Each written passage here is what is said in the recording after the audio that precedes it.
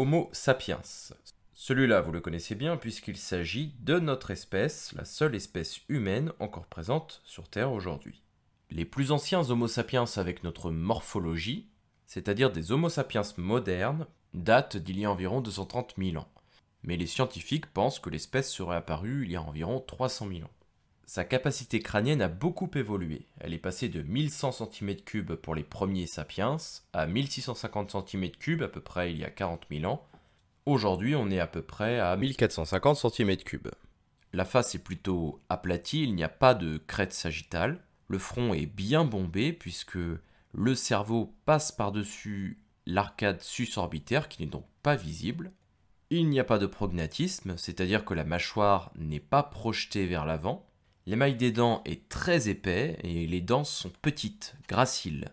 Une des particularités d'Homo sapiens, c'est qu'il possède un menton. Il est le seul homme à avoir cette petite structure osseuse. Comme autre caractère intéressant, Homo sapiens possède un larynx, c'est-à-dire un conduit vocal qui est indispensable pour pouvoir articuler des sons, c'est-à-dire parler.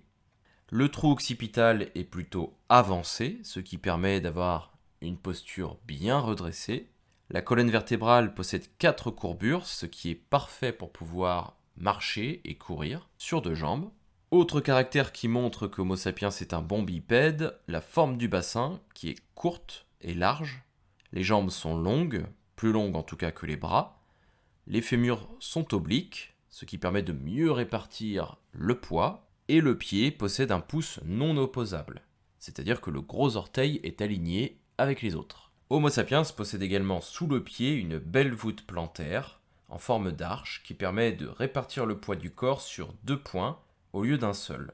La forme globale d'Homo sapiens, que ce soit un mâle ou une femelle, est très semblable. Donc il y a un dimorphisme sexuel faible. De même, les adultes possèdent une morphologie très proche de celle des enfants. Il y a néanmoins quelques petites différences. En moyenne, la taille du corps est plus grande chez les hommes, 1,76 m contre 1,66 m pour les femmes. Les hommes sont plus massifs, 72 kg contre 62 kg pour les femmes. Et il existe quelques petites différences sur le squelette, comme par exemple des épaules plus larges chez les hommes, tandis que chez les femmes, les hanches sont plus larges. Chez Homo sapiens, la pilosité est également faible, c'est-à-dire que les poils sont courts. Quelques parties du corps gardent une longueur relative, le cuir chevelu, les aisselles, le pubis, les jambes, et pour les hommes, le torse, les bras et le visage. À l'origine, les Homo sapiens vivaient en Afrique, mais depuis ils se sont répartis sur tous les continents, excepté en Antarctique. Les milieux de vie sont donc très variés, et l'alimentation également. Homo sapiens est un omnivore, il mange aussi bien de la viande que des végétaux. La particularité d'Homo sapiens, c'est qu'il a développé une culture très importante.